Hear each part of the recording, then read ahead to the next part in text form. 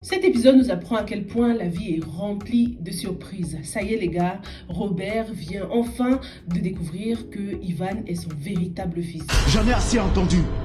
Et ça ne m'intéresse pas. Je reconnais que maman Leconti, elle a été à la fois mon père et ma mère. Impossible de consoler Robert après la perte de sa fille. Il est sorti de l'hôpital, il est de retour à la maison, mais il continue de rester au lit, de broyer du noir dans son lit. Heureusement, sa femme, Leconti, qui jusqu'ici j'ai appelé Elodie, je ne sais pas pourquoi, désolée, mais elle s'appelle Leconti en fait. C'est la première fois que j'entends ce nom, donc j'avais pas bien capté. Leconti et Ivan ne l'ont pas abandonné. Ils passent très souvent le voir pour s'occuper de lui, même s'ils ne sont pas encore tout à fait installés à la maison. On le comprend parce que une fois à la maison, Elodie en profite pour récupérer quelques affaires qu'elle avait laissées. Elle va dans l'ancienne chambre de Miwa et découvre une scène d'horreur. Drogue, cigarettes, produits stupéfiants de partout. Miwa a encore plus sombré dans l'addiction en fait, en l'absence de sa mère. Son père n'a pas su gérer du tout. En fouillant dans les placards pour récupérer des affaires, Leconti retrouve l'ancien agenda de Stéphanie, qui est décédée depuis plus de 13 ans maintenant. On découvre que Stéphanie avait une sœur, Julie, et elles étaient tous deux des orphelines qui travaillaient dans un bar. Elle faisait du mieux qu'elle pouvait pour joindre les deux bouts. Et malgré le fait qu'elle ne soit pas allée à l'école, Stéphanie a développé un certain amour pour l'écriture, d'où le fait qu'elle tenait cet agenda depuis des années. Un agenda qui sauve la vie aujourd'hui. On découvre que Robert était un fidèle client dans le bar, dans le maquis, où travaillaient Stéphanie et Julie. Julie le fréquentait malgré les interdictions de Stéphanie. Un beau jour, Julie tombe malade et Stéphanie soupçonne tout de suite une grossesse. Dis-moi, à quand remontent tes dernières règles? Julie est tombée enceinte de Robert. Un gros choc pour Leconti qui n'imagine même pas que son mari soit un homme à femme. Julie serait-elle tombée enceinte de Robert? Robert a ses défauts, c'est vrai.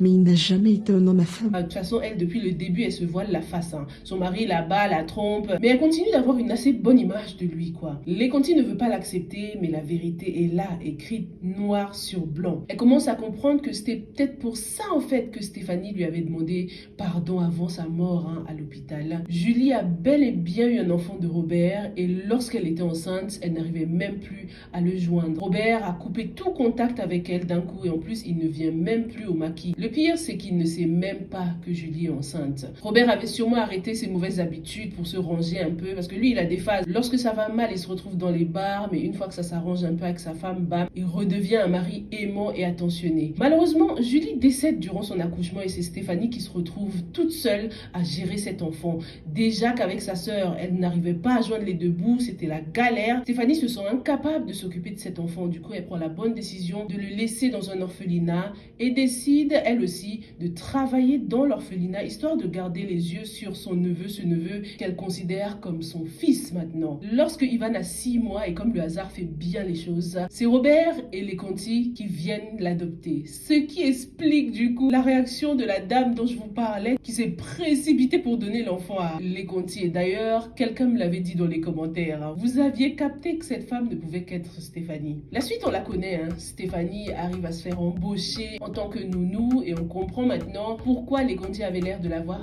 déjà vu. Elle l'avait vu à l'orphelinat, sauf qu'elle ne s'en souvenait pas. Le but de Stéphanie, dès qu'elle arrive à la maison, c'est de dévoiler toute la vérité, de pousser Robert à faire face à cette réalité. Mais Leconti la traite tellement bien comme sa petite sœur qu'elle décide de ne pas lui causer plus de chagrin avec la nouvelle de cet enfant. En plus, Stéphanie entend un coup de fil effrayant de la grand-mère. Même si je dois vendre mon âme, je vais tout faire pour que Mewa me mange dans la main pour pouvoir la contrôler. Même si Ivan porte le nom de mon fils, c'est pas grave. Ce bâtard-là va mourir tôt ou tard et ce sera Mewa l'héritière. Donc c'est à cause de tout ça qu'elle décide de garder ce secret pour préserver la vie de Ivan. Une histoire de dingue. Moi depuis le début je me disais non c'est mort, Stéphanie est la mère de Ivan, mais en fait non. Un bon petit rebondissement, les choses ne sont jamais évidentes dans les coups de la vie. Maintenant que Leconti sait toute cette vérité, elle ne peut pas garder tout ça pour elle. Elle décide de réunir la famille pour leur lire les mémoires de Stéphanie. J'ai trouvé ça tellement dommage qu'il n'y avait pas les sœurs de Robert, elles qui ont influencé cette famille depuis tant d'années. Mais bon, comme Leconti nous l'avait expliqué, depuis la mort de Miwa, elles ont déserté les meufs. Donc elles ne sont jamais là en temps de malheur, que lorsqu'il y a du positif. Ça explique leur absence, ça explique pourquoi Leconti a choisi de ne pas les inclure dans la réunion de famille. Robert demande tout de suite pardon, mais Ivan n'accepte pas. Maman, Lève-toi, on rentre chez nous. Ça ne m'intéresse pas du tout de savoir si j'ai un peur aujourd'hui ou pas. Histoire que les choses soient bel et bien claires, le pasteur suggère un test ADN.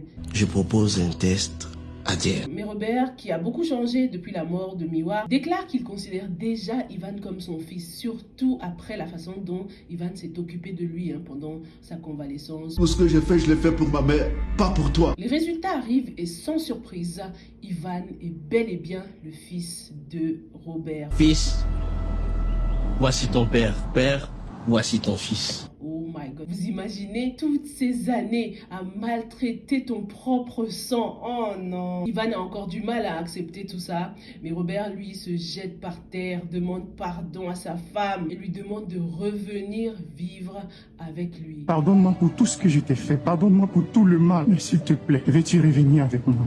Et là, la fameuse question tombe. À ma place, qu'auriez-vous fait? Ah non, mais j'aurais rejeté avec plaisir la proposition de Robert. Revenir où? Jamais de la vie. Après tout ce qu'il a fait subir à Leconti, il l'a trompé, humilié. En plus, c'est elle la grande perdante dans cette histoire. Parce que non seulement elle s'est occupée de l'enfant d'un autre, mais en plus, elle a perdu son enfant à elle à cause de Robert. Robert avait promis de changer, mais au fil des années, on a vu qu'il est devenu même pire puisqu'il a commencé à s'en prendre physiquement à elle. La question ne se pose même pas. Elodie doit refaire sa vie ailleurs. Continuer à aimer Ivan comme elle le fait. Il a réussi sa vie aujourd'hui. Il est médecin, donc il peut lui offrir la vie qu'elle mérite. Si Ivan est un médecin aujourd'hui, d'ailleurs, c'est seulement grâce à Leconti qui s'est occupé de lui, qui lui a racheté des livres quand il se perdait, qui lui a donné tout l'amour d'une mère dès la première fois qu'elle l'a eu dans ses bras. Robert ne mérite absolument pas une deuxième chance, troisième, quatrième chance avec Leconti. Elle lui a déjà assez pardonné comme ça durant toutes ces années de mariage.